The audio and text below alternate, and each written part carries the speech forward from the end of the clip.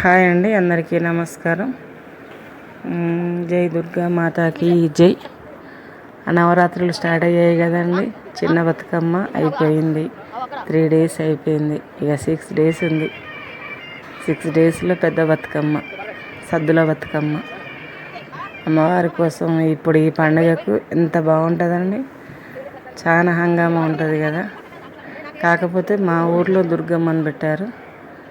ఆ దుర్గమ్మ కాడ ఈరోజు అభిషేకం, కుంకుమార్చన చేశారు. ఈరోజు శుక్రవారం కదండి, అందుకోసం ఈ వీడియో మీ ముందుకు తీసుకురావాలని పెట్టానండి. చూడండి, మా దగ్గరనైతే ఇట్లా చేస్తారు. మీ కాడ ఎట్లా చేస్తారో కామెంట్ పెట్టండి. సబ్స్క్రైబ్ చేయండి, లైక్ చేయండి, కామెంట్ పెట్టండి. ఏముండవు, నేను రెడ్ టవల్ ఎందుకు వేసుకున్న అమ్మవారి దీక్ష అనుకునేరండి. కాదండి, మా ఆయన పూజలో పాల్గొనలేదు.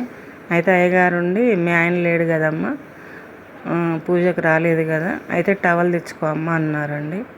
అయితే టవల్ వేసుకున్నానండి. అందరు కూడా అట్లనే వేసుకున్నారండి. వాళ్ళ ఆయనలు రాని వాళ్ళందరూ. ఆయనలు వచ్చిన వాళ్ళేమో పక్కన ఏం వేసుకోలేదండి. మీ కాడ కూడా అట్లనే వేసుకుంటారా అండి? పూజలో మీరు ఒక్కలే కూర్చుంటారా? ఇక్కడనైతే అట్లనే వేసుకుంటారండి.